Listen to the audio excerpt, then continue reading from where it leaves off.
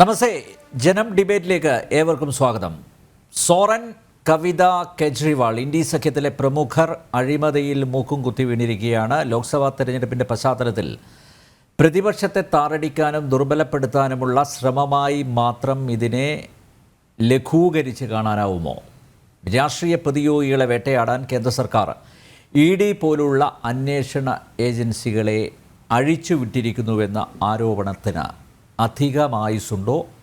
ഡൽഹി മദ്യനയ അഴിമതിയുടെ സൂത്രധാരനായ അരവിന്ദ് കെജ്രിവാളിനെതിരെ 2022 പരാതി നൽകിയ കോൺഗ്രസ് ഇപ്പോൾ ചോദിക്കുന്നു, കെജ്രിവാളിനെതിരെ എന്ത് തെളിവാണ് ഉള്ളതെന്ന്. അഴിമതിയിൽ ആടിയുലയുന്നു ഇന്ത്യ മുന്നണി. നമുക്ക് പരിശോധിക്കാം. ഇന്നത്തെ ചർച്ചയിൽ അതിഥികളായി എത്തിയിരിക്കുന്നത് ഇടതുമുന്നണിയെ പ്രതിനിധീകരിച്ച് NCP നേതാവ് അഡ്വക്കേറ്റ് PM സുരേഷ് ബാബു, BJPയെ പ്രതിനിധീകരിച്ച് അഡ്വക്കേറ്റ് ശങ്കുട്ടി ദാസ്, കോൺഗ്രസിനെ പ്രതിനിധീകരിച്ച് അഡ്വക്കേറ്റ് വസന്ത് തെങ്ങുംപള്ളി. 3 അതിഥികളെയും സ്നേഹാദരങ്ങളോടെ സ്വാഗതം ചെയ്യുന്നു. ഒപ്പം പ്രേക്ഷകരെയും ഞാൻ ഈ സംവാദം അഡ്വക്കേറ്റ് വസന്ത് തെങ്ങുംപള്ളിയിൽ നിന്ന് ആരംഭിക്കുകയാണ്. വസന്ത്, കോൺഗ്രസ്സിന് ഇരട്ടത്താപ്പോ എന്നൊരു ചോദ്യമാണ് ഇപ്പോൾ ഉയർന്നിരിക്കുന്നത്. കാരണം 2022 ഡൽഹി പോലീസ് കമ്മീഷണർക്ക് പരാതി നൽകിയത്, ഈ മദ്യനയത്തിലെ അഴിമതിക്കെതിരെ പരാതി നൽകിയത് കോൺഗ്രസ് ആണ്. ഇന്നിപ്പോൾ AICC general secretary KC Venugopal മാധ്യമങ്ങളോട് സംസാരിക്കവേ ചോദിച്ചത് അരവിന്ദ് കെജ്രിവാളിനെതിരെ എന്ത് തെളിവാണുള്ളത്, അദ്ദേഹത്തെ അറസ്റ്റ് ചെയ്ത രീതി ശരിയായില്ല എന്നൊക്കെയാണ് പറയുന്നത്. അപ്പോൾ കോൺഗ്രസിന് എന്താണിപ്പോൾ കെജ്രിവാൾ സ്നേഹം വന്നിരിക്കുന്നത്?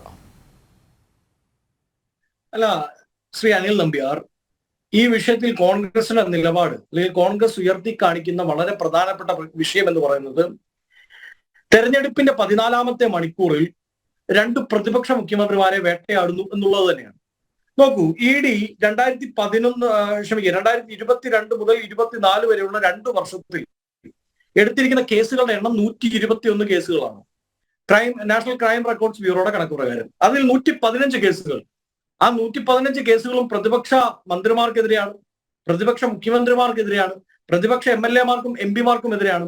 ബാക്കി 6 കേസിൽ ഒരെണ്ണം എടുത്തിരിക്കുന്നത് രാജസ്ഥാനിൽ BJPയുടെ നേതാവായിരുന്ന വസുന്ധര രാജ സിന്ധ്യയുടെ മകൻ ദുഷ്യന്ത് സിംഗിനെതിരാണ്. ദുഷ്യന്ത് സിംഗിനെതിരായി കേസെടുക്കുന്നത് വസുന്ധര രാജസ്ഥാനിലെ BJP ചെറിയൊരു പൊട്ടിത്തെറി ഉണ്ടാക്കാൻ സാധ്യതയുണ്ട് എന്ന വാർത്തകൾ പുറത്തു വന്ന സമയത്താണ്. അതുകൊണ്ട് നാഷണൽ അന്വേഷണ ഏജൻസികളെ, ദേശീയ അന്വേഷണ ഏജൻസികളെ പ്രതിപക്ഷത്തെ ഒതുക്കാനും പാളയത്തിൽ ഒതുക്കാനും വേണ്ടി തന്നെ ഉപയോഗിക്കുന്നു എന്നുള്ളതാണ് കോൺഗ്രസിന്റെ ആരോപണം. അതുകൊണ്ട് തന്നെയാണ് അരവിന്ദ് കെജ്രിവാളുമായി ബന്ധപ്പെട്ട് അദ്ദേഹത്തിന്റെ ഈ 14ാമത്തെ മണിക്കൂറിൽ അറസ്റ്റ് ചെയ്യുന്ന രീതിയിലേക്ക് കേന്ദ്ര സർക്കാർ അല്ലെങ്കിൽ അന്വേഷണ അങ്ങനെ പറയാൻ പറ്റുമോ? തെരഞ്ഞെടുപ്പിന്റെ പടിവാതിൽക്കൽ എത്തി നിൽക്കുമ്പോൾ അരവിന്ദ് കെജ്രിവാളിനെ അറസ്റ്റ് ചെയ്യുന്നു. അരവിന്ദ് കെജ്രിവാളിന് 9 തവണ ED നോട്ടീസ് അയച്ചു.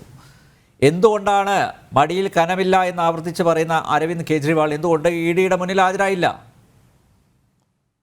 അല്ല, അതിൽ അദ്ദേഹം വളരെ കൃത്യമായ കാരണങ്ങൾ ബോധ്യപ്പെടുത്തിയിട്ടുണ്ട്. അതിൽ 3 തവണ ക്യാബിനറ്റ് മീറ്റിങ്ങുകളുമായി ബന്ധപ്പെട്ടാണ്. അതെല്ലാം ഈ രാജ്യത്തെ നിയമം അനുവദിക്കുന്ന എക്സെപ്ഷൻസുകളാണ്. സ്വാഭാവികമായും അതിന്റെ പുറത്താണ് അദ്ദേഹം ഹാജരാവാഞ്ഞത്. മൂന്നാമതായി, ഈ വളരെ കൃത്യമാണല്ലോ, ഈ വേട്ടയാടൽ ഭയപ്പെടുന്നുണ്ടല്ലോ. ഹേമന്ത് സോറനെ അറസ്റ്റ് ചെയ്തിരിക്കുന്നു.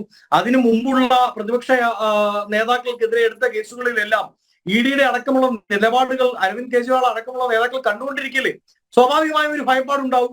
സ്വാഭാവികമായും ഇത് അറസ്റ്റിലേക്ക് പോകാനുള്ള, തങ്ങളെ രാഷ്ട്രീയമായി വേട്ടയാടാനുള്ള നിലപാടാണ് എന്ന് സംശയിച്ചാൽ എങ്ങനെ ഉത്തരം പറയാതിരിക്കാൻ പറ്റും? മറ്റൊരു കാര്യം, ഇന്ന് ആം ആദ്മി പാർട്ടിയുടെ നേതാവ് അതീഷി, അവർ ഡൽഹി മന്ത്രി കൂടിയാണ്. അവർ ഇന്ന് പുറത്തുവിട്ട രേഖകളുണ്ടല്ലോ, ഈ കേസുമായി ബന്ധപ്പെട്ട് ചിലർ ആദ്യം പ്രതി ചേർക്കപ്പെടുന്നു, അവർ BJPക്ക് ഇലക്ട്രൽ ബോണ്ട് കൊടുക്കുന്നു, അവർ മാപ്പ് സാക്ഷികളാവുന്നു. മാപ്പ് സാക്ഷികളായ ശേഷം വീണ്ടും 25 കോടിയുടെ ഇലക്ട്രൽ ബോണ്ട് BJPക്ക് സംഭാവന ചെയ്യുന്നതിന്റെ റിപ്പോർട്ടുകൾ വെളിയിൽ വന്നിരിക്കുകയാണ്. അപ്പോ ചില കേസുകളിൽ പ്രതി ചേർക്കപ്പെട്ടാൽ മാപ്പ് സാക്ഷിയാവാൻ വേണ്ടി ഇലക്ട്രൽ ബോണ്ട് പർച്ചേസ് ചെയ്താൽ മതി എന്നുള്ളതാണ് നയം. അപ്പൊ സ്വാഭാവികമായും അത് പ്രതിപക്ഷ ഐക്യനിരയെ തകർക്കാൻ വേണ്ടിയുള്ള ശ്രമമാണ് എന്ന് കാണാതിരിക്കാൻ പറ്റുമോ? 7 സിറ്റിംഗ് സീറ്റുകൾ ഡൽഹിയിൽ ഇപ്പോൾ BJP ആണ് ഭരിക്കുന്നത്, BJP ആണ് ജയിച്ചു നിൽക്കുന്നത്. 7 സീറ്റുകൾ, ലോക്സഭാ സീറ്റുകൾ. ആ 7 സീറ്റുകളിലും 2019-ലും 2014-ലും ആം ആദ്മി പാർട്ടിയും കോൺഗ്രസും 2ആയാണ് മത്സരിച്ചത്. ബദ്ധശത്രുക്കളും വൈരികളുമായാണ് മത്സരിച്ചത്, സംശയമൊന്നുമില്ല, ഞങ്ങൾ അത് അക്സെപ്റ്റ് ചെയ്യുന്നു. പക്ഷേ 2024 തെരഞ്ഞെടുപ്പിൽ ആ 7 സീറ്റുകളിലും ധാരണയായിരിക്കുന്നു. 4 സീറ്റ് ആപ്പും 3 സീറ്റ് കോൺഗ്രസും മത്സരിക്കുമെന്നുള്ള ധാരണയിലേക്ക് എത്തിയിരിക്കുന്നു. അപ്പോൾ അവിടെ ഒരു വോട്ടിന്റെ സ്പ്ലിറ്റ്, അതായത് കേന്ദ്ര സർക്കാരിനെതിരായിട്ടുള്ള വികാരങ്ങളുടെ വോട്ട് സ്പ്ലിറ്റ് ആയി പോയി ബി.ജെ.പിയുടെ വിജയത്തിലേക്ക് നയിക്കുന്ന ഫാക്ടർ ഇല്ലാതായിരിക്കുന്നു. അതടക്കം കേന്ദ്ര സർക്കാർ ഭയപ്പെടുന്നില്ലേ? തങ്ങളുടെ 7 സിറ്റിംഗ് സീറ്റുകൾ അത് നഷ്ടപ്പെടാൻ പോകുന്നു. നോക്കൂ, നമ്മുടെ പഞ്ചാബിൽ അവിടെയും ധാരണയായിരിക്കുന്നു. ഹരിയാനയിൽ ആം ആദ്മി പാർട്ടിക്ക് 2 സീറ്റുകൾ കൊടുത്തുകൊണ്ട് കോൺഗ്രസ് ഒരു ധാരണയിലേക്ക് എത്തിയിരിക്കുന്നു. അങ്ങനെ പല സീറ്റുകളിലും ബി.ജെ.പിയുടെ സിറ്റിംഗ് സീറ്റുകളാണെന്ന് ഓർക്കണം, പല സീറ്റുകളിലും ഒരു പ്രതിപക്ഷ ഐക്യം ഉണ്ടായി വരുന്നത് കാണുമ്പോഴുള്ള അങ്കലാപ്പാണ്, ഭയപ്പാടാണ് വളരെ കൃത്യമായി ചിലരെ പ്രതികർക്കപ്പെട്ട. അല്ല വസന്ത്, ഞാൻ എല്ലാം സമ്മതിക്കുന്നു. പക്ഷേ 2022 ഈ കേജ്രിവാളിനെതിരെ ഡൽഹി സിറ്റി പോലീസ് കമ്മീഷണർക്ക് പരാതി നൽകിയത് ഡൽഹി പ്രദേശ് കോൺഗ്രസ് കമ്മിറ്റിയുടെ അധ്യക്ഷൻ അനിൽ കുമാർ ആണ്. ഇപ്പൊ നിങ്ങൾക്ക് എന്താണ് കേജ്രിവാൾ പ്രേമം? അതാണ് എന്റെ ചോദ്യം. അല്ല, നിങ്ങളല്ലേ പരാതി കൊടുത്തത്? അങ്ങേക്ക് അറിയാമല്ലോ, 2014 UPA 2ാം ഗവൺമെന്റിനെ താഴെ ഇറക്കുന്നതിൽ വലിയ പങ്ക് വഹിച്ചവരാണ് ആം ആദ്മി പാർട്ടിയും കേജ്രിവാളും. അല്ല എന്ന് നമ്മൾ പറയുന്നില്ലല്ലോ. അങ്ങനെ എക്സാമ്പിൾ നോക്കിയാൽ മേഘാലയയിൽ ഇപ്പോൾ നമ്മുടെ കോങ്ങാട് സാഗ്മ, ആ സാഗ്മയെ ജയിലിൽ പോയി കാണേണ്ടി വരുമെന്നാണ് കഴിഞ്ഞ തെരഞ്ഞെടുപ്പിന്റെ സമയത്ത് അമിത്ഷാ പ്രസംഗിച്ചത്. പക്ഷെ തെരഞ്ഞെടുപ്പിന്റെ റിസൾട്ട് വന്നതിന്റെ പിറ്റേന്ന് അമിത്ഷാ അവിടെ പറന്നെത്തുകയും കോങ്ങാട് സാഗ്മയുമായി ചേർന്ന് അവിടെ സഖ്യ സർക്കാർ ഉണ്ടാക്കുകയും ചെയ്തു. കാശ്മീരിൽ PDP BJP സഖ്യ സർക്കാർ ഉണ്ടായില്ലേ? ജന്മം കാലത്ത് ഉണ്ടാവില്ല എന്ന് പ്രതീക്ഷിച്ചല്ലേ? PDP എന്ന് പറയുന്നത് തീവ്രവാദി പാർട്ടിയാണെന്ന് നാടൊട്ടുക്കും പ്രസംഗിച്ച് നടന്നിരുന്ന BJP PDP-യുമായി ഒത്തുചേർന്ന് അവിടെ സർക്കാർ ഉണ്ടാക്കിയില്ലേ? അത് രാഷ്ട്രീയമാണ്. രാഷ്ട്രീയത്തിൽ സ്വാഭാവികമായും പൊളിറ്റിക്കൽ ക്ലൈമറ്റിനനുസരിച്ച് നിലപാടുകൾ ഉണ്ടാവും. പക്ഷേ ഈ വിഷയത്തിൽ കേസിനപ്പുറത്ത് പ്രതിപക്ഷ നേതാക്കളെ വേട്ടയാടുന്നു. ED കേന്ദ്ര സർക്കാരിന്റെ ഇലക്ഷൻ ഡിപ്പാർട്ട്മെന്റായി വർക്ക് ചെയ്യുന്നു എന്നുള്ളതാണ് ഞങ്ങളുടെ ആരോപണം. അത് ഹേമന്ത് സോറനിൽ നിന്ന് ആരിലെത്തിയിരിക്കുന്നു? നമ്മുടെ അല്ല, കേരളത്തിലും അതേ നിലപാടായിരിക്കുമോ? കോൺഗ്രസിന് ഈ നിലപാട് തന്നെയായിരിക്കുമോ? AICC general secretary KC Venugopal പറയുക. കാരണം കരുവന്നൂരിൽ 2ാം ഘട്ട അന്വേഷണം ചോദ്യം ചെയ്യൽ എല്ലാം റെഡിയായിരിക്കുകയാണ്. CPM-ന്റെ പ്രമുഖരായിട്ടുള്ള നേതാക്കന്മാർ AC മൊയ്തീൻ, അതുപോലെ ബിജു, CPM സംസ്ഥാന സെക്രട്ടേറിയറ്റ് അംഗം PK ബിജു ഉൾപ്പെടെയുള്ളവരെല്ലാം ചോദ്യം ചെയ്യാൻ റെഡിയായിരിക്കുകയാണ് ED. അപ്പോൾ നിങ്ങളിപ്പോൾ പറയുന്നു രാഷ്ട്രീയം കളിക്കുകയാണെന്ന് പറയുന്നു. അങ്ങനെയാണെങ്കിൽ കേരളത്തിലും ഈ നിലപാട് തന്നെ ആയിരിക്കുമോ നിങ്ങൾ ആവർത്തിക്കുക? ആയിരിക്കില്ല. കാരണം എന്താണെന്ന് വെച്ചാൽ ഞാൻ പറഞ്ഞല്ലോ, അവിടെ EDയുടെ ഇലക്ട്രൽ ബോണ്ട് മേടിക്കുമ്പോൾ പ്രതി ചേർക്കപ്പെട്ട ആളും മാപ്പ് സാക്ഷി ആവുന്നിടത്താണ് ഇതൊരു ഫേക്ക് കേസ്, ഇതൊരു എന്താ പറയുന്നത് ഫോർജഡ് കേസാണ് എന്നുള്ളതിന്റെ അകത്ത് നമ്മൾ പ്രത്യക്ഷിക്കുന്നത്. എന്തിനാണ് പ്രതി ചേർക്കപ്പെട്ട ഒരാൾ പെട്ടെന്ന് ഇലക്ട്രൽ ബോണ്ട് മേടിക്കുന്നത്? എങ്ങനെയാണ് അയാൾ അത് മേടിച്ചതിന് ശേഷം മാപ്പ് സാക്ഷിയാവുന്നത്? അത് മാപ്പ് സാക്ഷിയെ തീരുമാനിക്കുന്നത് എൻഫോഴ്സ്മെന്റ് ഡയറക്ടറേറ്റ് അല്ല. അഡ്വക്കേറ്റ് വസന്ത് തെങ്ങുംപള്ളി, താങ്കൾ അഭിഭാഷകനാണ്. അത് കോടതിയല്ലേ തീരുമാനിക്കുന്നത്? ആര് മാപ്പ് സാക്ഷിയാകണം, മാപ്പ് സാക്ഷിയാകണ്ട എന്നൊക്കെ തീരുമാനിക്കുന്ന കോടതിയല്ലേ? EDക്ക് അങ്ങനെ ഒരു തീരുമാനത്തിൽ എത്താൻ പറ്റില്ലല്ലോ. അപ്പോൾ റിമാൻഡ് റിപ്പോർട്ടിന് വലിയ പങ്ക് വഹിക്കാനുണ്ട്. അതിൽ റിമാൻഡ് റിപ്പോർട്ടിന് അന്വേഷണ ഏജൻസികളുടെ റിമാൻഡ് റിപ്പോർട്ടും മറ്റുള്ള കാര്യങ്ങൾക്കും വലിയ പങ്ക് വഹിക്കാനുണ്ട്. അതിൽ അന്വേഷണ ഏജൻസികൾക്ക് വലിയ പങ്ക് വഹിക്കാനുണ്ട്. ഈ പാനലിലെ മറ്റ് 3 പേരും അഭിഭാഷകരാണ്. ശ്രീ അനിൽ നമ്പ്യാർ വളരെ സീനിയറായ ജേർണലിസ്റ്റുമാണ്. അങ്ങേക്ക് അറിയാമല്ലോ. അന്വേഷണ ഏജൻസികൾക്ക് വളരെ കൃത്യമായ പങ്ക് ഇതിൽ വഹിക്കാനുണ്ട്. അത് വഹിച്ചിട്ടുണ്ട് എന്നാണ് ഞങ്ങൾ പ്രതീക്ഷിക്കുന്നത്. അതാണല്ലോ ഇന്ന് ആം ആദ്മി പാർട്ടി മുമ്പോട്ട് വെക്കുന്നത്. അത് കേരളത്തിലും ആവർത്തിച്ചാൽ ഞങ്ങൾ സ്വാഭാവികമായും കേരളത്തിലും ആ നിലപാടെടുക്കേണ്ടതായി വരും. അതിന് സംശയം എന്താ ഉള്ളത്? ഓക്കെ, അഡ്വക്കേറ്റ് ശങ്കു, കേന്ദ്ര ഏജൻസികളെ പിന്നെ രാഷ്ട്രീയ ആയുധമാക്കുന്നു, പൊളിറ്റിക്കൽ വെപ്പൺസ് ആക്കുന്നു, പ്രത്യേകിച്ച് തെരഞ്ഞെടുപ്പിൻ്റെ പശ്ചാത്തലത്തിൽ. ആ ഒരു സ്ഥിരം ആരോപണം തന്നെയാണ് ഇപ്പോൾ പ്രതിപക്ഷം ഉന്നയിക്കുന്നത്. മറ്റു കാര്യങ്ങളൊന്നും അവർക്ക് പറയാൻ ഇല്ല. മറ്റൊരു കാര്യം അവർ പരാമർശിച്ചു പോകുന്നത്, അതായത് ഈ പ്രതിപക്ഷ നേതാക്കന്മാരെ മാത്രമാണ് ഉന്നം വയ്ക്കുന്നത്, മറ്റ് NDA അല്ലെങ്കിൽ BJP അതിൽപ്പെട്ട ആരെയും പിന്നെ ED ലക്ഷ്യം വെക്കുന്നില്ല. അപ്പോൾ അതിൽ തന്നെ കൃത്യമായിട്ടുള്ള രാഷ്ട്രീയമുണ്ട്.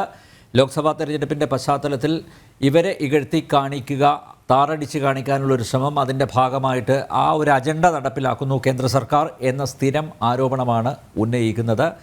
അരവിന്ദ് കേജ്രിവാൾ നേരത്തെ ഞാൻ ഇവിടെ ചൂണ്ടിക്കാണിച്ചതുപോലെ കോൺഗ്രസിൻ്റെ ശത്രുവായിരുന്നു, പ്രധാനപ്പെട്ട ശത്രുവായിരുന്നു. പക്ഷേ ഇപ്പോൾ കേജ്രിവാളിനെ വിശുദ്ധനാക്കുന്ന ഒരു സമീപനമാണ് കോൺഗ്രസ് സ്വീകരിച്ചിരിക്കുന്നത്. AICC ജനറൽ സെക്രട്ടറി ഇന്ന് KC വേണുഗോപാൽ ഇന്ന് മാധ്യമങ്ങളോട് പറഞ്ഞതും അതാണ്. അദ്ദേഹത്തിനെതിരെ തെളിവില്ല എന്ന് കോൺഗ്രസ് അന്വേഷണം നടത്തി കഴിഞ്ഞു, തെളിവില്ല എന്ന് കണ്ടെത്തി കഴിഞ്ഞിരിക്കുന്നു. കോൺഗ്രസ് അകപ്പെട്ടിരിക്കുന്ന രാഷ്ട്രീയമായിട്ടുള്ള ഗതികേടിൻ്റെ നേർസാക്ഷ്യമാണ് അരവിന്ദ് കെജ്രിവാൾ വിഷയത്തിലുള്ള അവരുടെ ഈ മലക്കമറിച്ചിൽ. നിങ്ങൾ കോൺഗ്രസിൻ്റെ ഈ വിഷയത്തിലുള്ള മുൻ നിലപാടുകൾ പരിശോധിക്കുകയാണെങ്കിൽ 2021 നവംബർ മാസത്തിൽ ഇങ്ങനെ ഒരു പുതിയ മദ്യനയം ദില്ലിയിൽ പ്രഖ്യാപിക്കുമ്പോൾ അത് അഴിമതിക്ക് വേണ്ടിയിട്ടുള്ള മദ്യനയമാണെന്ന് പറഞ്ഞാൽ മദ്യനയത്തെ ആദ്യം വിമർശിക്കുന്നത് കോൺഗ്രസ്സാണ്. 2022 ഈ മദ്യനയത്തിൻ്റെ ഭാഗമായിട്ട് അഴിമതി നടന്നിട്ടുണ്ട്, ഇതിൽ അന്വേഷണം വേണമെന്ന് പറഞ്ഞ് ദില്ലി പോലീസ് കമ്മീഷണർക്ക് കത്ത് കൊടുക്കുന്നത് കോൺഗ്രസ്സാണ്.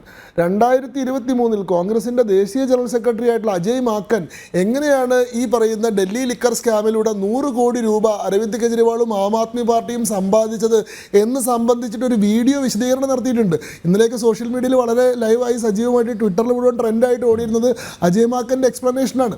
എങ്ങനെയാണ് 100 കോടി രൂപയുടെ അഴിമതി അരവിന്ദ് കെജ്രിവാൾ നടത്തിയത്. അപ്പോൾ ഡൽഹിയിലൊരു അഴിമതി നടന്നു, ആ അഴിമതിയിൽ 100 കോടി രൂപ അരവിന്ദ് കെജ്രിവാളും ആം ആദ്മി പാർട്ടിയും സമ്പാദിച്ചു. അതുമായി ബന്ധപ്പെട്ടൊരു കേസുണ്ടായി. ഈ കാര്യങ്ങളിലൊന്നും കോൺഗ്രസ് പാർട്ടിക്ക് തർക്കമില്ല. കോൺഗ്രസ് പാർട്ടിയുടെ ഇപ്പോഴത്തെ നിലപാടെന്താ? അഴിമതി നടന്നാലും 100 കോടി അരവിന്ദ് കെജ്രിവാൾ സമ്പാദിച്ചാലും അതുമായി കേസുണ്ടായാലും സമൻസ് കൊടുത്താലും സമൻസിന് അദ്ദേഹം ഹാജരായില്ലെങ്കിലും ശരി, അദ്ദേഹത്തെ അറസ്റ്റ് ചെയ്യാൻ പാടില്ല. BJP ആണ് കേന്ദ്രം ഭരിക്കുന്നത്, ED ഇപ്പോൾ BJPയുടെ നിയന്ത്രണത്തിലാണ്. അതുകൊണ്ട് പ്രതിപക്ഷ പാർട്ടികൾ എന്ത് അഴിമതി കാണിച്ചാലും അവർക്കെതിരെ നടപടിയെടുക്കാൻ പാടില്ല. അങ്ങനെ അവർക്കെതിരെ നടപടി എടുത്തു കഴിഞ്ഞാൽ അത് ജനാധിപത്യത്തിൻ്റെ മുകളിലുള്ള കടന്നുകയറ്റാണ് അത്രേ. അപ്പോൾ ഈ അഴിമതിക്കെതിരെ എന്താണ് പിന്നെ വേണ്ടത്? നിങ്ങൾ തന്നെ ഉന്നയിച്ച, നിങ്ങൾ തന്നെ ആരോപിച്ച, നിങ്ങൾ തന്നെ വിശദീകരിച്ചിട്ടുള്ള ഈ അഴിമതിയെ തെരഞ്ഞെടുപ്പ് പടിവാതിൽക്കൽ എത്തി നിൽക്കുകയാണെന്നുള്ള സാഹചര്യം കൊണ്ട് BJPയും EDയും കേന്ദ്ര സർക്കാരും ഒക്കെ അവഗണിക്കുകയാണോ വേണ്ടത്? ആ കാര്യത്തിൽ ഒരു നടപടി എടുക്കാതിരിക്കുകയാണോ വേണ്ടത്? എന്താണ് ഈ ഡൽഹി ലിക്കർ സ്കാം എന്നുള്ള കാര്യം നമ്മളൊന്ന് പരിശോധിക്കണം. അരവിന്ദ് കെജ്രിവാളിൻ്റെ അറസ്റ്റ് തെരഞ്ഞെടുപ്പ് പ്രഖ്യാപിച്ചപ്പെട്ടിട്ടുള്ളൊരു സുപ്രഭാതത്തിൽ പെട്ടെന്ന് സംഭവിക്കുന്നതല്ല. ഇതൊരു പ്രോസസ്സിൻ്റെ അടിസ്ഥാനത്തിൽ, കൃത്യമായിട്ടുള്ള പ്രൊസീജറിൻ്റെ അടിസ്ഥാനത്തിൽ സംഭവിക്കുന്നതാണ്. അതായത് ലോകം മുഴുവൻ കൊറോണ എന്ന് പറയുന്നൊരു മഹാവ്യാധിക്ക് മുന്നിൽ വിറങ്ങലിച്ച് നിന്നിരുന്നൊരു സമയത്ത്, ആളുകൾ ശ്വാസം കിട്ടാതെ ബുദ്ധിമുട്ടിയിരുന്ന കാലത്ത്, പ്രത്യേകിച്ചും ഡൽഹിയിൽ ഓക്സിജൻ സപ്ലൈക്ക് വലിയ ബുദ്ധിമുട്ടുണ്ട്, ആളുകൾക്ക് പ്രാണവായു കിട്ടുന്നില്ല എന്ന് ഈ അരവിന്ദ് കെജ്രിവാളിൻ്റെ സർക്കാർ തന്നെ വിലപിച്ചിരുന്നൊരു കാലത്ത് ആളുകൾക്ക് വെള്ളം കിട്ടാനോ വായു കിട്ടാനോ ഭക്ഷണം കിട്ടാനോ അല്ല, അവർക്ക് സുലഭമായിട്ട് മദ്യം കിട്ടാനുള്ള ഒരു നയം രൂപീകരിക്കുകയാണ് ആം ആദ്മി സർക്കാർ. അതായത് അന്ന് വരെ പിന്തുടർന്ന് വന്നിരുന്ന സാമ്പ്രദായികമായിട്ടുള്ള മദ്യനയം എന്ന് പറയുന്നത് മദ്യത്തിൻ്റെ വിൽപ്പനയിൽ, പ്രത്യേകിച്ച് മൊത്തക്കച്ചവടത്തിൽ സർക്കാരിന് മാത്രം മൊണോപ്പൊളി എന്നുള്ളതാണ്. ഈ സമ്പ്രദായം എടുത്തു കളയുന്നു. ചില്ലറ വിൽപ്പന, എല്ലാത്തിൻ്റെയും മൊത്തക്കച്ചവടം സ്വകാര്യ മേഖലയ്ക്ക് കൊടുക്കുകയാണ്. ചില്ലറ വിൽപ്പനയിൽ സ്വകാര്യ മേഖലയ്ക്ക് 185% ലാഭവും, മൊത്ത വിൽപ്പനയിൽ സ്വകാര്യ മേഖലയ്ക്ക് 12% ലാഭവും കിട്ടുന്ന തരത്തിൽ മദ്യനയത്തെ പുനർനിർമ്മിക്കുകയാണ്. ഇതിലെ പ്രശ്നം എന്താണെന്ന് വെച്ചാൽ 5% ഉണ്ടായിരുന്ന ലാഭം 12% ആക്കി മാറ്റുമ്പോൾ ഇതിൽ 6% ആം ആദ്മി പാർട്ടിക്ക് തന്നെയുള്ള കിക്ക് ബാക്സ് ആയിരുന്നു എന്നുള്ളതാണ്. ഈ മദ്യനയം ഇത് രൂപീകരിച്ച സമയത്ത് തന്നെ വലിയ വിമർശനങ്ങൾക്ക് വഴിവെച്ചു. 2021 നവംബറിലാണ്. 2022 ജൂലൈ മാസത്തിൽ ഡൽഹി സർക്കാരിലെ ചീഫ് സെക്രട്ടറി തന്നെ, ആം ആദ്മി പാർട്ടി സർക്കാർ നയിക്കുന്ന ഡൽഹി സർക്കാരിലെ ചീഫ് സെക്രട്ടറി തന്നെ ഈ മദ്യനയം ഗുരുതരമായിട്ടുള്ള അഴിമതിക്ക് വഴിവെക്കുന്നുണ്ട്, this is a severe breach of policy എന്ന് കാണിച്ചുകൊണ്ട് ഡൽഹി ലഫ്റ്റനന്റ് ഗവർണർക്ക് കത്ത് കൊടുത്തു. ഈ കത്തിൻ്റെ അടിസ്ഥാനത്തിൽ ഡൽഹി ലഫ്റ്റനന്റ് ഗവർണർ ഇതുമായി ബന്ധപ്പെട്ട അന്വേഷണത്തിന് ആവശ്യപ്പെടുകയും CBI അന്വേഷണത്തിന് ശുപാർശ നടത്തുകയും ചെയ്തു. ഡൽഹി ലഫ്റ്റനന്റ് ഗവർണറുടെ ശുപാർശയുടെ അടിസ്ഥാനത്തിൽ 2022 ഓഗസ്റ്റ് മാസത്തിൽ CBI കേസെടുക്കുകയും ഈ ആം ആദ്മി പാർട്ടിയുടെ പ്രധാനപ്പെട്ട നേതാക്കളുടെ ഉൾപ്പെടെയുള്ള വീടുകളിൽ റെയ്ഡുകൾ നടക്കുകയും ചെയ്യുന്നു. മനീഷ് സിസോദിയ ഡൽഹി ഉപമുഖ്യമന്ത്രിയായിരുന്നു, ഡെപ്യൂട്ടി ചീഫ് മിനിസ്റ്റർ ആയിരുന്നു, അദ്ദേഹത്തിൻ്റെ വീട്ടിൽ ഉൾപ്പെടെ റെയ്ഡ് നടന്നു.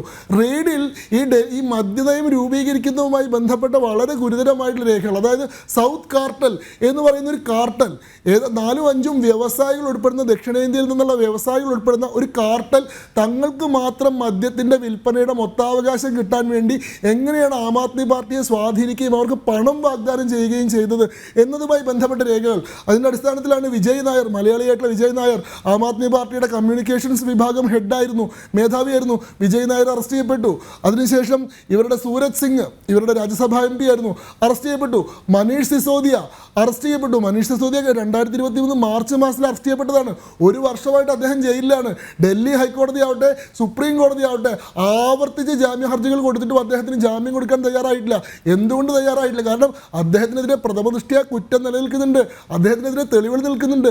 ഒരു തെളിവില്ലാണ്ട് ഒരാളെ പിടിച്ച് 1.5 കൊല്ലം ജയിലിടാൻ സുപ്രീം കോടതി സമ്മതിക്കില്ല. ജയിലിലല്ലോ. ഈ രാജ്യത്തൊരു നിയമവ്യവസ്ഥയുള്ള രാജ്യമാണല്ലോ. മനീഷ് സിസോദിയ എപ്പോഴും ജയിലിലാണ്. മാത്രമല്ല ഇതിൽ കൗതുകം നോക്കി, ഇതുമായി ബന്ധപ്പെട്ട CBI അന്വേഷണം തുടങ്ങിയ ഘട്ടത്തിൽ ഡൽഹി സർക്കാർ ഈ മദ്യനയം പിൻവലിച്ചു. ഒരു അന്വേഷണത്തിനും പഴുതു കൊടുക്കാതെ ഒരു സുപ്രഭാതത്തിൽ ഡൽഹിക്ക് 9,500 കോടി രൂപയുടെ അധിക വരുമാനം കിട്ടാൻ പോകുന്ന വലിയ പദ്ധതിയാണെന്നൊക്കെ പറഞ്ഞ് പ്രഖ്യാപിച്ചിട്ടുള്ള പദ്ധതി ഒരു സുപ്രഭാതത്തിൽ പിൻവലിക്കുകയും ഇതുമായി ബന്ധപ്പെട്ട ഒരു വിശദീകരണവും കൊടുക്കാതിരിക്കുകയും ചെയ്തു. തുടർന്ന് തുടർച്ചയായിട്ടുള്ള അറസ്റ്റുകൾ ഉണ്ടായി. ഈ സൗത്ത് കാർട്ടൽ എന്ന് പറയുന്നത്, ഇപ്പോൾ കെ കവിത അറസ്റ്റ് ചെയ്യപ്പെട്ടു. കെ കവിത സൗത്ത് കാർട്ടലിൻ്റെ പ്രധാനപ്പെട്ട ഒരു നേതാവാണ്. ഇവരാണ് ആം ആദ്മി പാർട്ടിക്ക് 100 കോടി രൂപ വാഗ്ദാനം ചെയ്തത്. അതായത് പഞ്ചാബ് ഗോവ തെരഞ്ഞെടുപ്പുകളിലുള്ള ഫണ്ടിന് വേണ്ടി വിനിയോഗിക്കാൻ വേണ്ടി ആം ആദ്മി പാർട്ടി ഫണ്ടിന് വേണ്ടി വ്യാപകമായി ശ്രമിക്കുകയും ആ ഫണ്ടിന് വേണ്ടിയിട്ടാണ് ഇങ്ങനെ ഒരു മദ്യനയം തന്നെ രൂപീകരിച്ചത്. ആ മദ്യനയം രൂപീകരിക്കുന്നതിൽ അരവിന്ദ് കെജ്രിവാളും മനീഷ് സിസോദിയ ഉൾപ്പെടെയുള്ള ആം ആദ്മി പാർട്ടിയുടെ പ്രധാനപ്പെട്ട നേതാക്കളെല്ലാം വലിയ പങ്ക് വഹിച്ചിട്ടുണ്ട് എന്നൊരു കാര്യം ഉണ്ടായി. ഈ പറയുന്ന മൊത്തക്കച്ചവടത്തിലെ 12%. പണ്ട് ഡൽഹിയിൽ 500 രൂപയുടെ ഒരു കുപ്പി മദ്യം വിറ്റിരുന്നെങ്കിൽ 350 രൂപ സർക്കാരിനാണ് കിട്ടിയിരുന്നത്. ഈ വിൽപ്പനക്കാരന്, ഈ ഇടത്തരക്കാരന്, നടുവിൽ നിൽക്കുന്ന വ്യവസായിക്ക് കിട്ടിയിരുന്നത് 35 രൂപയാണ്. ഡൽഹിയിലെ പുതിയ മദ്യനയം വന്നപ്പോൾ എന്താ സംഭവിച്ചറിയോ? 500 രൂപയ്ക്ക് ഒരു കുപ്പി മദ്യം വിറ്റ് കഴിഞ്ഞാൽ 350 രൂപയ്ക്ക് കിട്ടുന്നത് ഈ വ്യവസായിക്കാണ്. ഈ ഇടനിലക്കാരനായിട്ടുള്ള സ്വകാര്യ വ്യവസായിക്കാണ്. സർക്കാരിന് കിട്ടുന്ന 8 രൂപയായി മാറി. സർക്കാരിന് ഭയങ്കരമായിട്ടുള്ള നികുതി ഇടിവുണ്ടായി. പക്ഷേ ഈ ലൈസൻസിന് വേണ്ടിയിട്ട് സർക്കാരിന് പൈസ മേടിക്കാം. ഈ ലൈസൻസിന് വേണ്ടി മേടിക്കുന്ന പൈസ, ഇതിൻ്റെ പൈസ കിട്ടുന്നത് യഥാർത്ഥത്തിൽ ആം ആദ്മി പാർട്ടിക്കാണ്. ഈ Q1 ലൈസൻസുകൾ എന്ന് പറയുന്ന ലൈസൻസസ് ഇഷ്യൂ ചെയ്യാൻ, ഇതിൽ എന്താ പറയുക, കൊറോണ കാലത്ത് പ്രത്യേകമായിട്ടുള്ള റെഗുലേഷൻസ് കൊടുക്കാൻ, ഇത് എക്സ്റ്റൻഷൻ കൊടുക്കാൻ, അനധികൃതരായിട്ട് നിയമവിരുദ്ധമായിട്ടുള്ള ആളുകൾക്ക് പോലും, ബ്ലാക്ക് ലിസ്റ്റഡ് ആയിട്ടുള്ള കമ്പനികൾക്ക് പോലും ലൈസൻസ് കൊടുത്തിട്ടുണ്ട്. 850 സ്വകാര്യ മദ്യവിൽപ്പന കേന്ദ്രങ്ങളാണ് ഈ ഡൽഹി മദ്യനയത്തിൻ്റെ ഭാഗമായിട്ട് പുതുതായിട്ട് ആരംഭിച്ചത്. ഇതിൽ ബ്ലാക്ക് ലിസ്റ്റഡ് ആയിട്ടുള്ള കമ്പനികൾ പോലും ഉണ്ട്. അങ്ങനെയുള്ള ആളുകളിൽ നിന്നെല്ലാം വലിയ കിക്ക് ബാക്സ്, അഴിമതി പണമായിട്ട് ഡൽഹി ഭരിച്ചിരുന്ന ആം ആദ്മി പാർട്ടി കൈക്കലാക്കി. ഇതുമായി ബന്ധപ്പെട്ട രേഖകളും തെളിവുകളും സാക്ഷികളും അഡ്മിഷനുകളും ഉണ്ട്. ഇപ്പോൾ പറയുന്നു അഡ്മിഷൻ നടത്തിയിട്ടുള്ള ആളെ ഞങ്ങൾ അംഗീകരിക്കില്ല, അയാൾ അപ്രൂവർ ആയതിനു ശേഷം ഇയാൾ ഇലക്ട്രൽ ബോണ്ട് എടുത്തിട്ടുണ്ടെന്ന്. ഇവരുടെ കമ്പനി, ഇവർ വലിയൊരു വ്യവസായ സ്ഥാപനമാണ്. എല്ലാ രാഷ്ട്രീയ പാർട്ടികളായിട്ട് നല്ല ബന്ധം പുലർത്തുന്ന വ്യവസായ സ്ഥാപനമാണ്. അതായത് ഓരോബിന്ദോ മാനുഫാക്ചറേഴ്സ് എന്ന് പറയുന്ന കമ്പനിയാണ് ഈ പറയുന്ന സച്ചിൻ റെഡ്ഡി എന്ന് പറയുന്ന ആളുടെ കമ്പനി. അയാൾ 52 കോടി രൂപയുടെ ഇലക്ട്രൽ ബോണ്ട് എടുത്തിട്ടുണ്ടെങ്കിൽ അതിൽ 30 കോടി കിട്ടിയത് BJPക്ക് ആണെങ്കിൽ അതിൽ 15 കോടി കിട്ടിയിട്ടുള്ളത് TRSനാണ്. ഇപ്പോൾ BRS എന്ന് പേര് മാറ്റിയിട്ടുള്ള തെലങ്കാന രാഷ്ട്ര സമിതിക്ക് 15 കോടി കിട്ടിയിട്ടുണ്ട്. YSR കോൺഗ്രസിന് 5 കോടി കിട്ടിയിട്ടുണ്ട്. കോൺഗ്രസിന് 3 കോടി കിട്ടിയിട്ടുണ്ട്. അങ്ങനെ എല്ലാ പാർട്ടികൾക്കും BJPക്ക് കിട്ടിയതിന് തന്നെ ബാക്കിയുള്ളവർക്ക് കിട്ടിയിട്ടുണ്ടാവില്ല. കാരണം എന്താ, BJP 303 MP-മാരുള്ള പാർട്ടിയാണ്, കോൺഗ്രസ് 52 MP-മാർ മാത്രമുള്ള പാർട്ടിയാണ്. സ്വാഭാവികമായിട്ടും ഈ രാജ്യത്തിന് വ്യവസായി ഷെയർ എടുക്കുന്ന സമയത്ത് BJPക്കായിരിക്കും അധികം കൊടുക്കുക. ഇവിടെ ആകെ BJPക്ക് കുറച്ചും പ്രതിപക്ഷത്തിന് അധികവും കൊടുത്തിട്ടുള്ള ഒരേ ഒരു വ്യവസായി സാന്റിയാഗോ മാർട്ടിനാണ്. അയാൾ BJPക്ക് കുറച്ചും കൊടുത്തു, ഈ പറയുന്ന കോൺഗ്രസ് ഉൾപ്പെടെയുള്ള DMK ഉൾപ്പെടെയുള്ള പാർട്ടികൾക്ക് അധികം കൊടുത്തു. അയാളുടെ താല്പര്യം എന്താണെന്ന് ഞങ്ങൾക്കറിയില്ല. സാധാരണഗതിയിൽ മറ്റ് വ്യവസായികളെല്ലാം ഇന്നത്തെ ഒരു വ്യവസായ അന്തരീക്ഷത്തിൽ അങ്ങനെയാണ് സ്വാഭാവികമായിട്ടും ചെയ്യുക. പക്ഷേ ഈ പറയുന്ന ഓരോബിന്ദോ മാനുഫാക്ചേഴ്സിൻ്റെ ഇയാൾ മാത്രമല്ലല്ലോ അപ്രൂവറായത്. ഇതിനു മുമ്പ് ദിനേശ് അറോറ അപ്രൂവറായില്ലേ?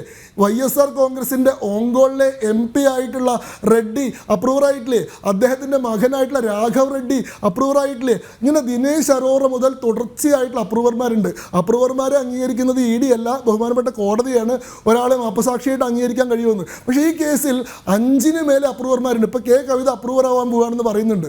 അതായത് ഈ കേസിൽ നിന്ന് ഒഴിവാകുന്നതിന് വേണ്ടി മാപ്പസാക്ഷിയായിട്ട് തന്നെ പരിഗണിക്കണം എന്ന നിലപാടിലേക്ക് കെ കവിത മാറിയിട്ടുണ്ട്. അത് കാശ് കൊടുത്തിട്ടുള്ള ആളുകൾ സമ്മതിക്കുന്നുണ്ട്, ഞങ്ങൾ കാശ് കൊടുത്തിട്ടുണ്ടെന്ന്. കിട്ടിയിട്ടുള്ള ആളുകൾ കൂടി സമ്മതിക്കാനേ ബാക്കിയുള്ളൂ. അപ്പോൾ ഇങ്ങനെയുള്ള നടപടികളുണ്ടായി. സ്വാഭാവികമായിട്ടും ഈ കേസിൽ ഉൾപ്പെട്ടിട്ടുള്ള ആളായിട്ടുള്ള അരവിന്ദ് കെജ്രിവാളിനെ ചോദ്യം ചെയ്യേണ്ടേ? അരവിന്ദ് കെജ്രിവാളിന് ED അദ്ദേഹത്തെ ചോദ്യം ചെയ്യുന്നതിന് വേണ്ടി, അദ്ദേഹത്തെ പ്രതി പോലും ആക്കിയിട്ടുണ്ടായിരുന്നില്ല, ന്യായമായിട്ട് അദ്ദേഹത്തെ ചോദ്യം ചെയ്യുന്നതിന് വേണ്ടി 2023 ഒക്ടോബർ മാസത്തിൽ സമൻസ് കൊടുത്തു. സമൻസ് കൊടുത്തിട്ട് അദ്ദേഹം ഹാജരായില്ലെന്ന് മാത്രമല്ല, അദ്ദേഹം ഹാജരാവേണ്ട ദിവസം മധ്യപ്രദേശിലെ സിംഗ്രോളിലെ തെരഞ്ഞെടുപ്പ് പ്രചരണത്തിന് പോയിട്ട് അവിടെ പോയിട്ട് EDനെ വെല്ലുവിളിച്ചു. ഞാൻ ഈ പറയുന്ന EDക്ക് മുകളിലാണ്, EDക്ക് എനിക്ക് സമൻസ് തരാനുള്ള അധികാരമില്ല എന്ന് പറഞ്ഞു. അതിനെ തുടർന്ന് ED 2ാമതും 3ാമതും സമൻസ് കൊടുത്തു. 4ാമത്തെ സമൻസ് 2023 ഡിസംബറിൽ ജനുവരി 18 ഹാജരാവണമെന്ന് പറഞ്ഞിട്ടുള്ള 4ാമത്തെ സമൻസ് ഇദ്ദേഹം ഇഗ്നോർ ചെയ്തതിനെ തുടർന്ന് ED കോടതിയിൽ പോയി. ED കോടതിയിൽ പോയിട്ട് പറഞ്ഞു തുടർച്ചയായിട്ട് സമൻസിനെ ഇഗ്നോർ ചെയ്യാണ്, ഇദ്ദേഹത്തെ കസ്റ്റഡിയിൽ എടുക്കാനുള്ള അധികാരം വേണമെന്ന് പറഞ്ഞു. അങ്ങ് ഡൽഹി ഹൈക്കോടതി ഇദ്ദേഹത്തിന് 1 ഡേ റിപ്രീവ് കൊടുത്തു. ഒരു ദിവസം അറസ്റ്റിൽ നിന്നുള്ള പരിരക്ഷ, അദ്ദേഹത്തോട് ഹാജരാവണമെന്ന് പറഞ്ഞു. അതിനുശേഷം ഈ പറയുന്ന സമൻസ് തന്നെ ഇല്ലീഗലാണ്, അതുകൊണ്ട് ഇവരെന്നെ അറസ്റ്റ് ചെയ്യാനുള്ള സാധ്യതയുണ്ട്, അതുകൊണ്ട് അറസ്റ്റിൽ നിന്ന് പ്രൊട്ടക്ഷൻ വേണമെന്ന് പറഞ്ഞുകൊണ്ട് അരവിന്ദ് കെജ്രിവാൾ ഡൽഹി ഹൈക്കോടതിയെ സമീപിച്ചു. ഡൽഹി ഹൈക്കോടതി അദ്ദേഹത്തിന് ഹർജി അനുവദിക്കാൻ തയ്യാറായില്ല, അദ്ദേഹത്തിന് അറസ്റ്റിൽ നിന്ന് പ്രൊട്ടക്ഷൻ കൊടുക്കാൻ തയ്യാറായില്ല. നിങ്ങൾ EDയുടെ അന്വേഷണത്തോട് സഹകരിക്കുകയാണ് വേണ്ടതെന്ന് പറഞ്ഞു. അതിനെ തുടർന്ന് 6ാമത്തെയും 7ാമത്തെയും 8ാമത്തെയും 9ാമത്തെയും സമൻസ് കഴിഞ്ഞു. എന്നിട്ട് അരവിന്ദ് കെജ്രിവാൾ ഹാജരായില്ല. അദ്ദേഹം പറഞ്ഞു വീഡിയോ കോൺഫറൻസിലൂടെ വേണമെങ്കിൽ എനിക്ക് ചോദ്യം ചെയ്യാനുള്ള അവസരം ഞാൻ തരാം, എനിക്ക് ഇഡിയുടെ ഓഫീസിൽ വന്ന് അന്വേഷണത്തിന് ഹാജരാവാൻ തയ്യാറില്ല എന്നാ. ഒരാൾ ഞാൻ ചോദിക്കട്ടെ, അരവിന്ദ് കെജ്രിവാൾ പോട്ടെ, ഈ രാജ്യത്തെ ഒരു സാധാരണ പൗരൻ ഒരു അന്വേഷണ ഏജൻസിയുടെ തുടർച്ചയായിട്ടുള്ള സമൻസുകളോട് നിരന്തരമായിട്ട് നിസ്സഹകരിച്ചു കഴിഞ്ഞാൽ 9 സമൻസുകൾ കൈപ്പറ്റിയിട്ടും അതിന് ഹാജരാവാതിരുന്നാൽ സ്വാഭാവികമായിട്ട് നിയമത്തിൻ്റെ നടപടി എന്താണ്? ഇത് ഏത് മനുഷ്യനാണെങ്കിലും പിന്നെ അറസ്റ്റ് ചെയ്യാനല്ലേ സാധിക്കുള്ളൂ. ആരെങ്കിലും നിയമത്തിന് മുകളിലാണോ? ഡൽഹി മുഖ്യമന്ത്രിയാണ്. ഈ രാജ്യത്തെ മുഖ്യമന്ത്രിമാർക്ക് ക്രിമിനൽ ഇമ്മ്യൂണിറ്റി ഒന്നുമില്ല. അങ്ങേക്ക് നിയമം അറിയാം. പ്രസിഡന്റിനും ഗവർണർമാർക്കും ക്രിമിനൽ ഇമ്മ്യൂണിറ്റി ഉണ്ട്. പ്രധാനമന്ത്രിക്കോ മുഖ്യമന്ത്രിമാർക്കോ ക്രിമിനൽ ഇമ്മ്യൂണിറ്റി ഇല്ല. ജയലളിത അറസ്റ്റ് ചെയ്യപ്പെട്ടത് ജയലളിത മുഖ്യമന്ത്രിയായിട്ടിരിക്കുമ്പോഴാണ്. ഇപ്പോൾ ഹേമന്ത് സോറൻ അറസ്റ്റ് ചെയ്യപ്പെടുമ്പോൾ അദ്ദേഹം മുഖ്യമന്ത്രിയാണ്, അദ്ദേഹം പിന്നീടാണ് രാജിവെക്കുന്നത്. അങ്ങനെ ഒരു ക്രിമിനൽ ഇമ്മ്യൂണിറ്റിയിൽ ആരും നിയമത്തിന് മുകളിലല്ല. 9 സമൻസുകൾ ഇഗ്നോർ ചെയ്തു. അതിനുശേഷമാണ് അദ്ദേഹത്തെ അറസ്റ്റ് ചെയ്തത്. എന്തിനാണ് അറസ്റ്റ് ചെയ്തത്? ചോദ്യം ചെയ്യാൻ അദ്ദേഹത്തിൻ്റെ വീട്ടിലെത്തി ചോദ്യം ചെയ്യുമ്പോൾ അദ്ദേഹം ചോദ്യം ചെയ്യലോട് സഹകരിക്കുന്നില്ല, സ്വാഭാവികമായിട്ട് അറസ്റ്റ് ചെയ്തു. അറസ്റ്റ് നിയമവിരുദ്ധമാണെങ്കിൽ അദ്ദേഹത്തെ മജിസ്ട്രേറ്റ് മുമ്പിൽ ഹാജരാക്കിയില്ല 24 മണിക്കൂറിനുള്ളിൽ. മജിസ്ട്രേറ്റ് എന്തുകൊണ്ട് അദ്ദേഹത്തിന് ഇളവ് കൊടുത്തില്ല? മജിസ്ട്രേറ്റ് പറഞ്ഞത് 7 ദിവസം അദ്ദേഹത്തിനോട് റിമാൻഡിൽ പോകാനാണ്. കാരണം കസ്റ്റഡിയിൽ ഇൻ്റർഗേഷൻ ആവശ്യമാണ്. കൃത്യമായിട്ട് അദ്ദേഹത്തെ ചോദ്യം ചെയ്തതുമായി ബന്ധപ്പെട്ട വിവരങ്ങൾ പുറത്തു കൊണ്ടുവരേണ്ടതുണ്ട്. അപ്പോൾ ഇവിടെ ഒരു പ്രൈമ ഫേസി കേസുണ്ട്. ആ കേസുമായി ബന്ധപ്പെട്ട ധാരാളം തെളിവുകളുണ്ട്. ഈ പറയുന്ന ഇഡിയുടെ അന്വേഷണം ഉണ്ടാകുന്നതിന് ഒരു പശ്ചാത്തലമുണ്ട്. CBI അന്വേഷിച്ചത് അഴിമതിയാണ്. അഴിമതി അന്വേഷിച്ച് വരുമ്പോഴാണ് ഈ പറയുന്ന കിട്ടിയിട്ടുള്ള പണം 600 കോടി രൂപയുടെ അഴിമതിയാണ്. 100 കോടി ആം ആദ്മി പാർട്ടിക്ക് കിട്ടിയത് മാത്രമല്ല, ഇതിലെ വ്യവസായികളുടെ ലാഭവും ഇതിലത്തെ അഴിമതിയിൽ പെടുന്നതാണ്. 235 കോടി എന്ന് പറഞ്ഞിട്ട് തുടങ്ങിയിട്ടുള്ള മണി ട്രയലിൻ്റെ അന്വേഷണം 600 കോടിയിൽ എത്തി നിൽക്കുകയാണ്.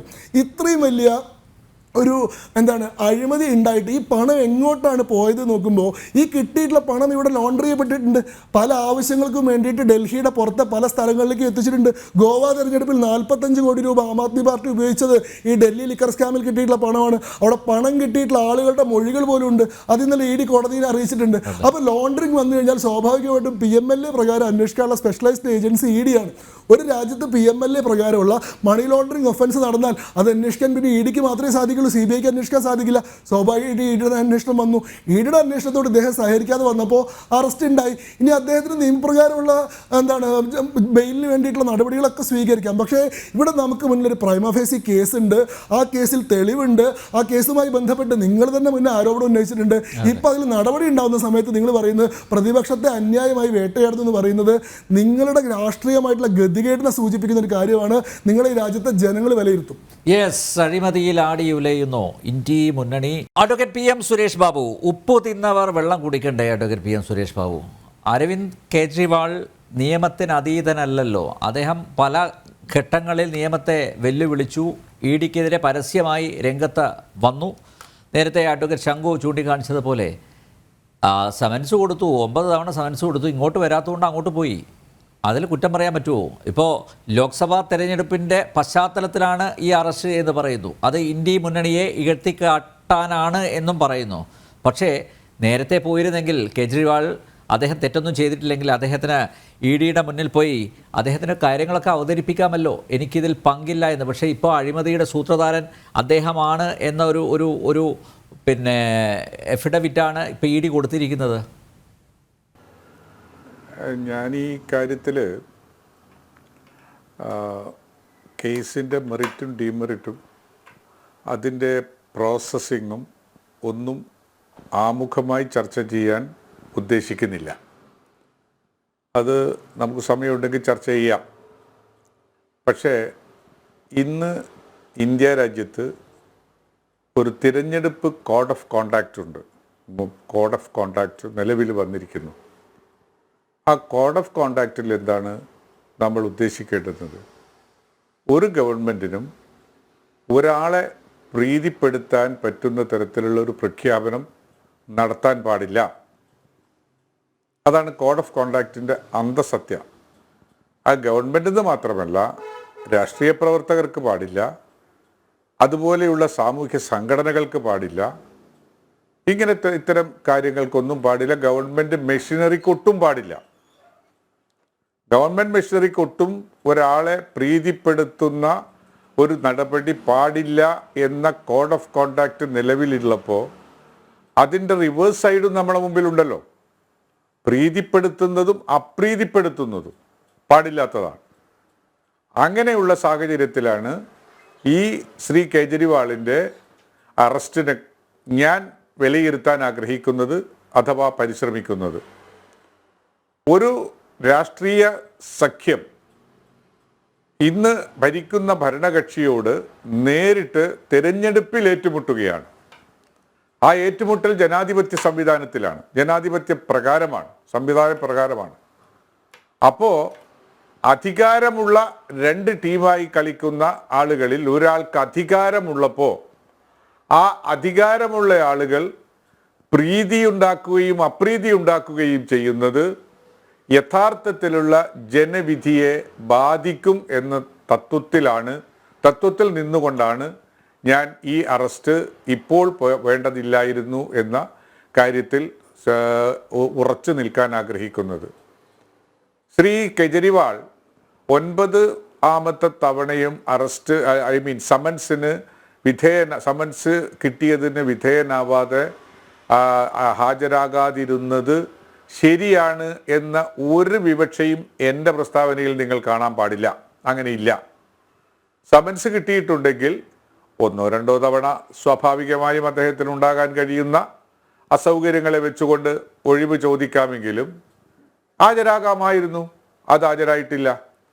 പക്ഷേ അന്ന് ഈ നടപടി എടുക്കാൻ കഴിയുമായിരുന്ന ഈ എൻഫോഴ്സ്മെന്റ് ഡയറക്ടറേറ്റോ എൻഫോഴ്സ്മെന്റ് ഡിപ്പാർട്ട്മെന്റോ ഈ പശ്ചാത്തലത്തിൽ തെരഞ്ഞെടുപ്പ് പ്രഖ്യാപിച്ച് മോഡൽ കോഡ് ഓഫ് കോണ്ടാക്ട് നിലനിൽക്കുന്ന അവസരത്തിൽ ഇത് ചെയ്തിട്ടുള്ളത് ഒരു രാഷ്ട്രീയ സഖ്യത്തെ, ഭരണത്തിലിരിക്കുന്ന ഒരു രാഷ്ട്രീയ സഖ്യത്തിനോട് നേർക്കുനേർ നിന്ന് പോരാടാൻ തീരുമാനമെടുത്ത് അതിൻ്റെ നെടുനായകത്വത്തിൽ നിൽക്കുന്ന ഒരാളെ അതുവഴി ആ സംവിധാനത്തെ മൊത്തത്തിൽ കളങ്കപ്പെടുത്തുവാനാണ് എന്ന് ജനങ്ങൾ വിശ്വസിക്കുന്നുണ്ട്.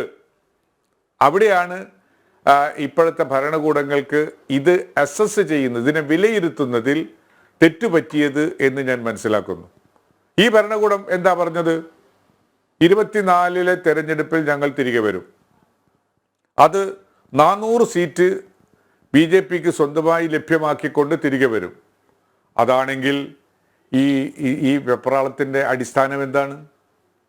ഈ വെപ്രാളത്തിൻ്റെ അടിസ്ഥാനത്തിന് എന്തെങ്കിലും ന്യായീകരണങ്ങളുണ്ടോ? ഒരാവശ്യവും ഇല്ലല്ലോ. ഈ 400 സീറ്റും കൊണ്ട് അധികാരത്തിൽ വന്ന് ഈ കേജ്രിവാളിനെയോ അദ്ദേഹത്തിൻ്റെ കൂട്ടാളികളായി ഈ സ്കാമിൽ പെട്ടിട്ടുള്ള ആളുകളെയോ നിയമത്തിൻ്റെ വഴിയിൽ കൊണ്ടുവരുന്നതിന് അവർക്ക് സാധിക്കുമായിരുന്നല്ലോ. അപ്പം ആ ടൈമിംഗ് ആണ് ശ്രീ നമ്പ്യാർ ഞങ്ങൾക്ക്